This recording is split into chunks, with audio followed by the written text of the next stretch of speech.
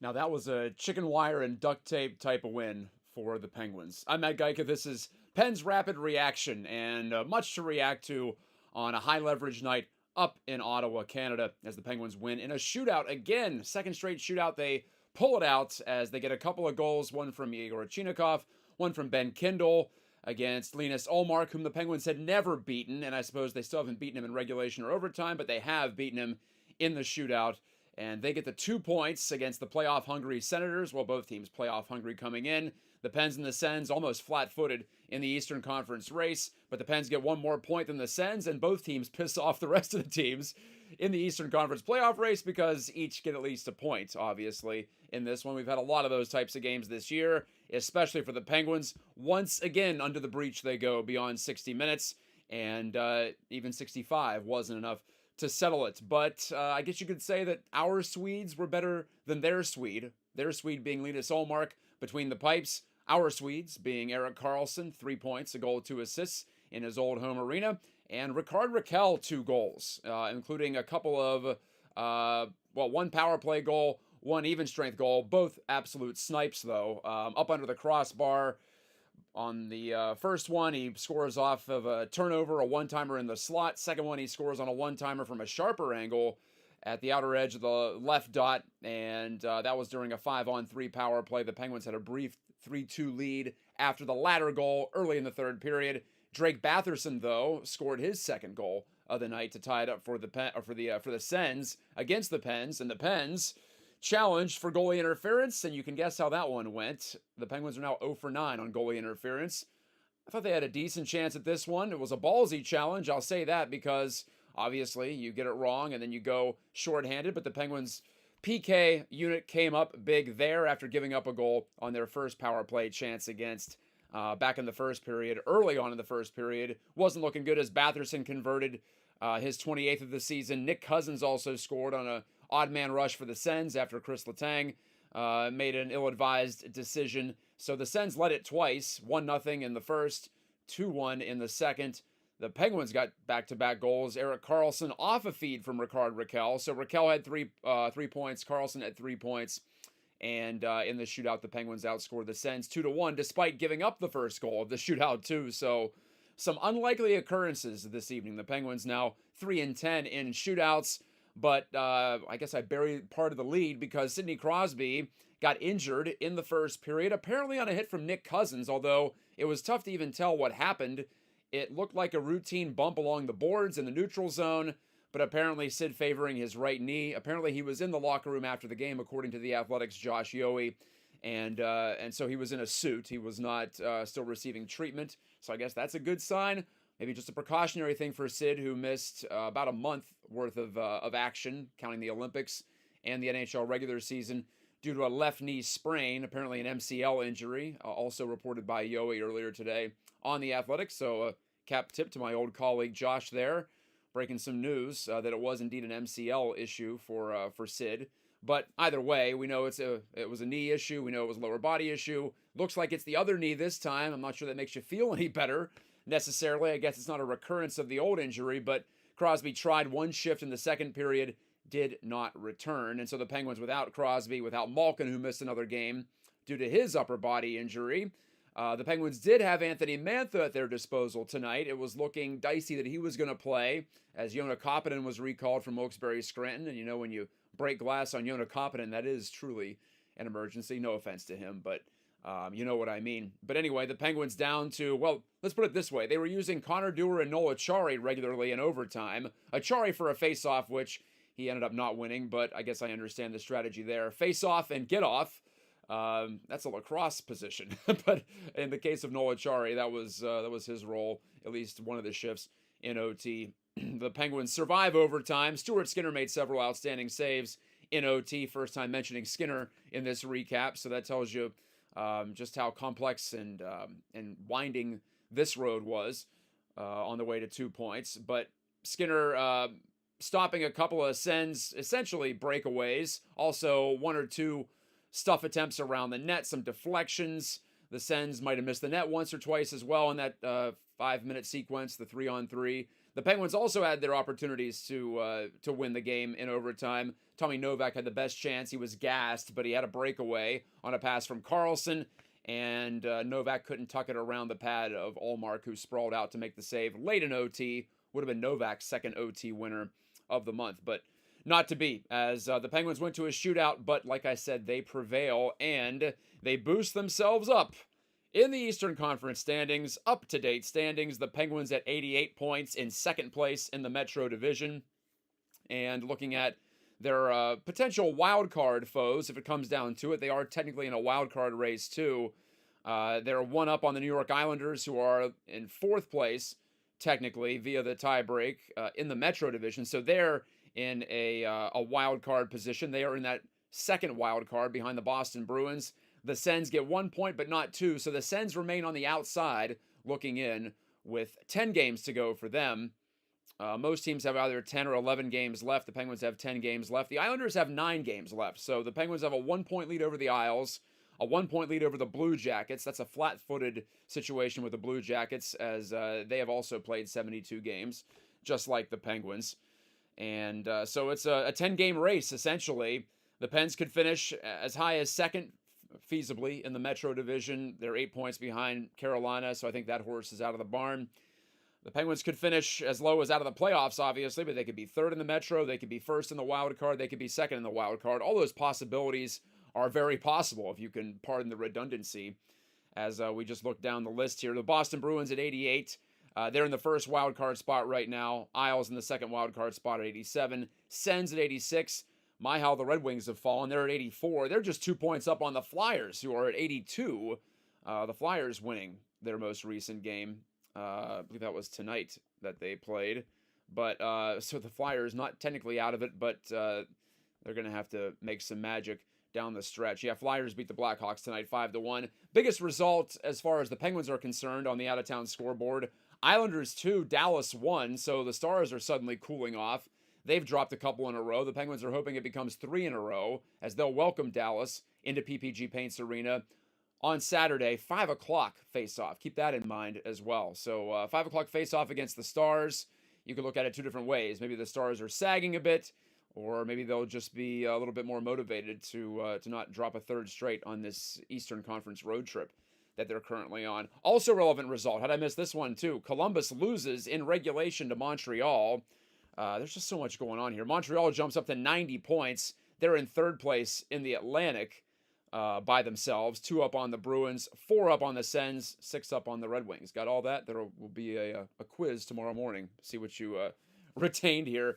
I feel silly sometimes going down the standings because everything changes so frequently. And we have, this week at least, the NHL is jam-packed some of these days.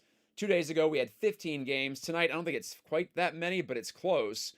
Most teams in the NHL are in action tonight. Just a couple of games last night, so I'm not sure why they're doing this. I think I prefer a more even spread, if it is even intentional. Maybe it's just an arena availability fluke. I kind of doubt that, though, when it is that big of a disparity between one day and the next. So who knows?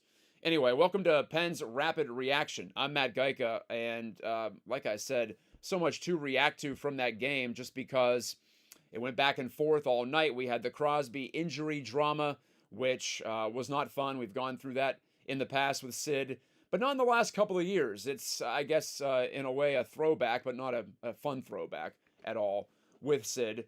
Last couple of years, he's played all 82. He's only sat due to just rest concerns in the last 2 or 3 years, I even think. He just has not missed that much time. And, well, you hope he doesn't miss a full game here because of this, but he's only got 1 full day to recover.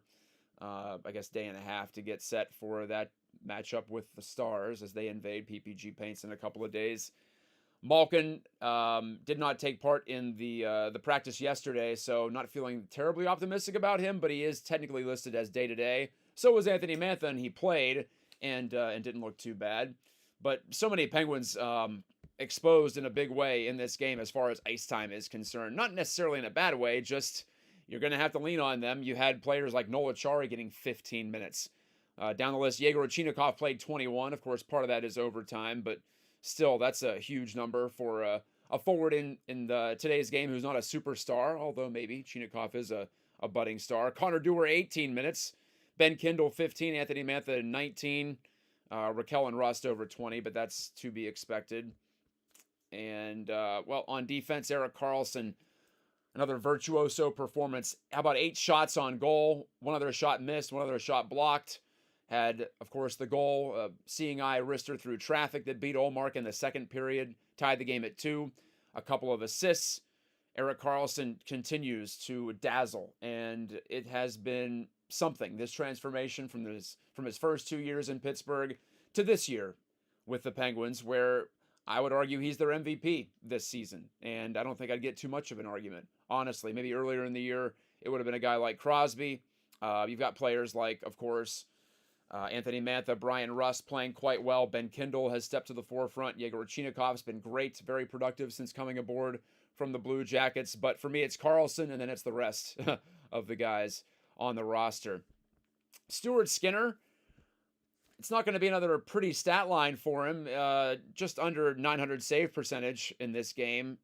26 saves on 29 shots against. The Penguins did largely control play for some significant portions of the first 2 periods. The third period had started to get away from them. I don't know if it was just their legs started to go on them with Crosby out and guys having to take on more responsibility.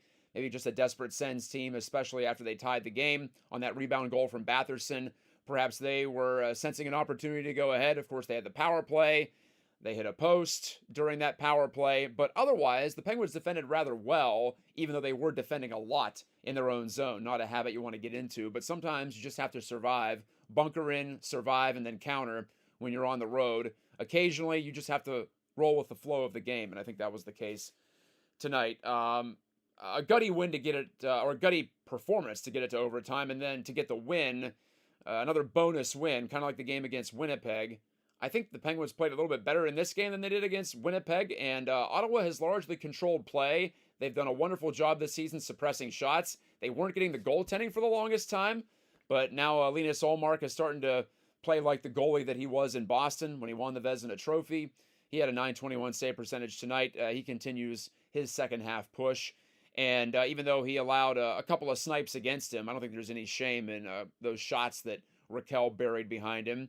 In the shootout, he got beaten a couple of times 5-hole, once by Chinakhov, once by Kindle, one that trickled in to win the game for the Pens.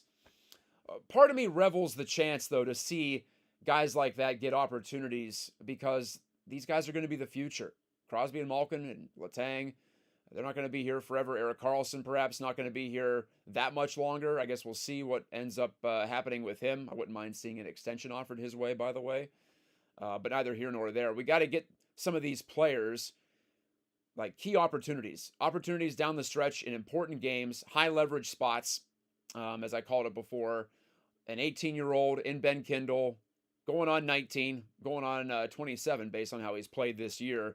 But Ben Kindle getting the nod in the third round of the shootout. And he's been decent on breakaways this year, so maybe something for Dan Muse to think about in future shootouts. I know Crosby scored in the previous shootout for the Pens against the Jets. But there's some other options out there, I guess I would say. And Rickard Rakell, I didn't realize he had scored a couple of shootout goals this season. He was turned away tonight, but maybe mix some things up. Well, by necessity, the Penguins had to mix some things up tonight as they got their third shootout win in 13 attempts. That still sounds ridiculous. They've been to 13 shootouts, first of all. Did you know the Utah Mammoth have not played a single shootout this year? I don't know how that's possible either. Some wild anomalies at both ends of it, but the Penguins don't have to tack on yet another overtime loss to their record. They improved to 36, 20, and 16, 19, 9, and 8 away from home. That's an impressive mark on the road. The Senators at 38, 24, and 10. So that Pens record isn't going to look that pretty, but again, they avoid a regulation loss. A regulation loss tonight would have knocked down their playoff chances by at least one source, according to at least one source. Money Puck, I believe, had this, but it would have knocked their playoff chances down to right around 60% if they would have lost this game in regulation. So that tells you it was a big swing tonight. However, if they at least got a point, it wouldn't have affected their probabilities one way or the other. With the win, they get a slight boost to that. They're somewhere right around 85% last I checked. And you can take all that stuff with a grain of salt. Maybe it makes you feel better. Maybe it gives you a little bit of a rational foundation to some of your emotions this time of year. I think that's more how I treat it because, of course, 85% is not 100%. It's not even really close to 100% when you talk about just the nature of stats. But it should have you feeling pretty decent about their chances, despite the fact that Crosby, his status is up in the air. Malkin's status is up in the air. And honestly, when those two were back in the lineup, they weren't playing that well either. So it's not like that's some panacea as well. I think we're seeing attrition. It's been an incredible month of March. It's still not over. Stars on Saturday, and then the massive showdown against the Islanders on Monday. So there's still so much to come, so much nail biting to come for all of us.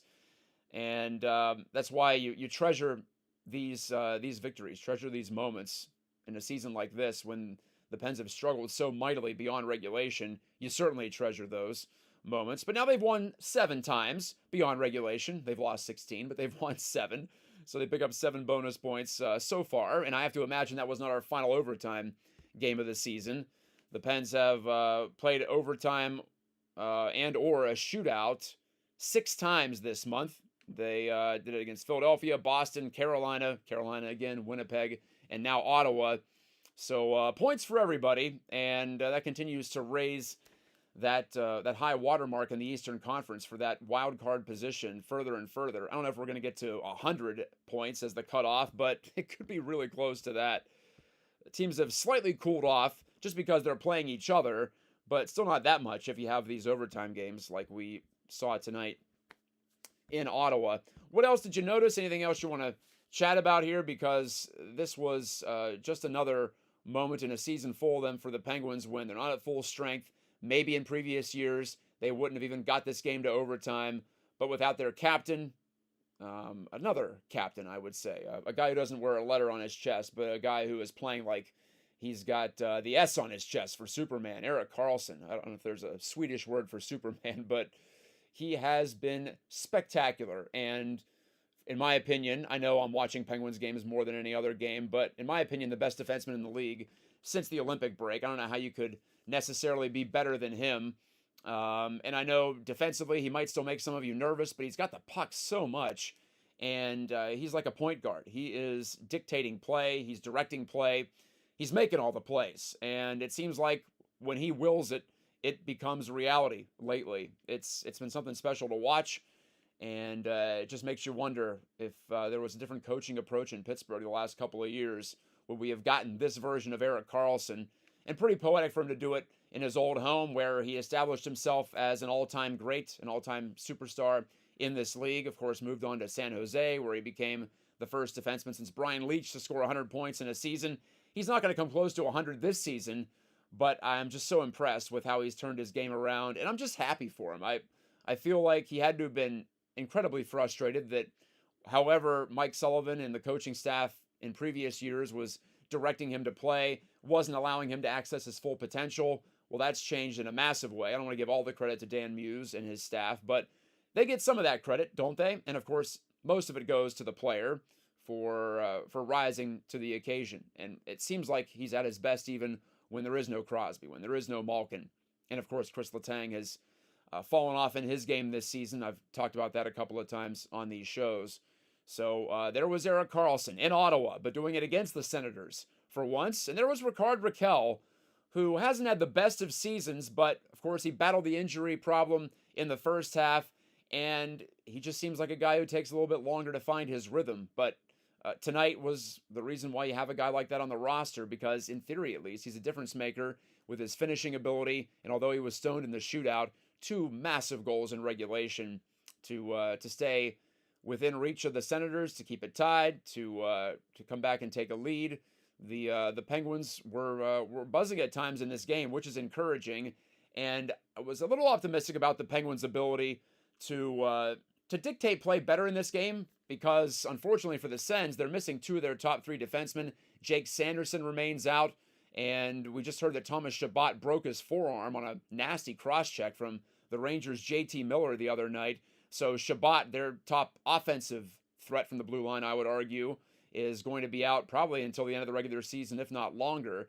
So the Sens were not at full strength. They're playing some youngsters on the blue line. I was watching the Sens broadcast for part of the night. I tend to do that from time to time. Carter Yakimchuk, their recent recall, He played 17 minutes.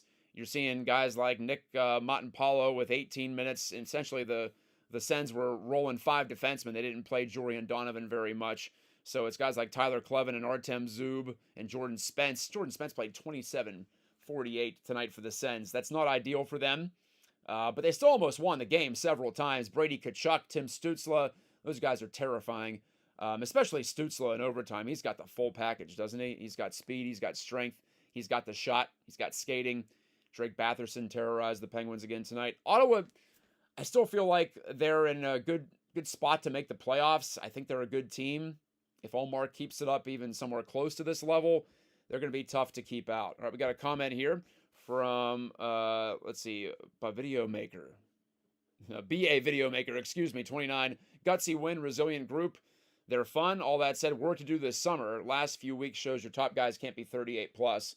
Certainly, yes, and certainly on the blue line. And I just wonder, what can you do? I feel like it's got to be a trade because these days, there's no free agents left on the market. Everyone's re-signing. Everyone's got cap space now. The Penguins have more cap space than most, maybe more than anybody by the time we get to the summer.